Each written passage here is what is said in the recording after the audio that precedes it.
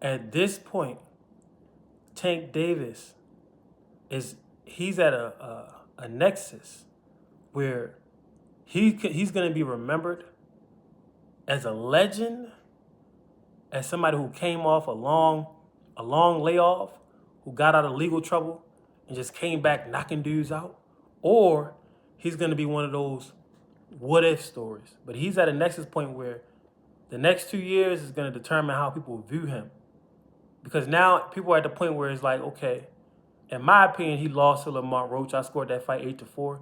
And there's no shame in losing to Lamont Roach. Lamont Roach is already a world champion at 130. Lamont has been boxing as long as Tank, damn near his whole life.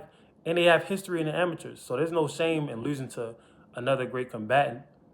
But the fact of the matter is they ruled it a draw. I think Tank lost, right? So Tank's stock has dropped a little bit in the eyes of people who really study this stuff. Now, in the eyes of the casuals, they think Lamont had a lucky night, or, they think it was a close fight, whatever.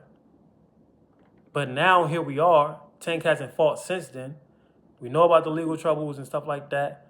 And one could say that he hasn't really been focused and zoned in and locked in on boxing. Even in the press conferences going into the Lamont Roach fight, he didn't really seem like the Tank of old. He didn't seem locked in for whatever reason. If he could refocus himself, there's still a chance that he can beat Devin and Shakur, because he has what they lack. Neither one of them has something that Tank doesn't have when you think about it. Except for Devin. Devin has size that Tank really doesn't have. Shakur is bigger than Tank, but not by that much.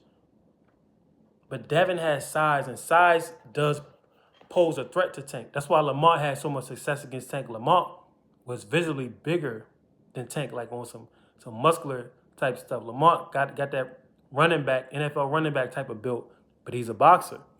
And Lamont said he felt stronger than Tank. And he looked stronger than him. So, only they know because they were in the ring together. But the fact of the matter is Devin has size over Tank, but Devin doesn't have anything else over him.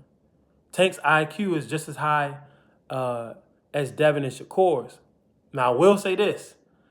In the last fight, when he took that knee, that kind of hurt the perspective of his IQ. But I think that's just a dumb blonde moment. I think that's just a moment in time and a rare occurrence. Every other time we've seen Tank in the ring, he's done great IQ things, right? That was just a horrible night for him. I think his IQ is as high as Devin and Shakur's.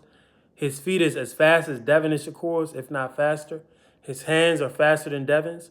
I don't know if they're faster than Shakur's, but they're around the same speed. His reflexes are great. But the thing that he has that they don't have is that power and that accuracy. However, the thing about boxing is you have to stay on it, because you can lose it. And one day you're going to hit an age where you lose it anyway. Has Tank reached a point where he hasn't been focused enough to where as though he's not the same guy that we remember? Is that what we are? And that question is going to be answered within the next 2 years. In the next 2 years, if he could fight Devin and Shakur, we're going to know everything we need to know. We're going to know if Tank lost a step or if Tank is still Tank. And we're going to know where all of these guys sit in comparison to one another. We just found out where Tio sits in comparison to Shakur. Tio is nowhere near Shakur's level. No disrespect. Tio is still very good. But Shakur, he looks like he's great, to be honest. There's a difference between very good and great. It is what it is. So where's Tank relative to Devin and Shakur? That's what we all waiting to find out. Where do these guys rank when we go back and they retired and we look back and say who was who? What was what? Out of these four dudes, Tio, Devin, Shakur, Tank, who was the best? Who was the king? That's what we're waiting to find out. But Tank is at a point where he could come back and take over boxing and retire a legend, or he can come back, have a couple of bad fights against big names or avoid the big names and retire as a, could have been story. Like Drewski with the could have been records. Nah, I'm just playing. But he could retire as a would have story, But it's all up to him and what he wants to do. Y'all let me know what y'all think.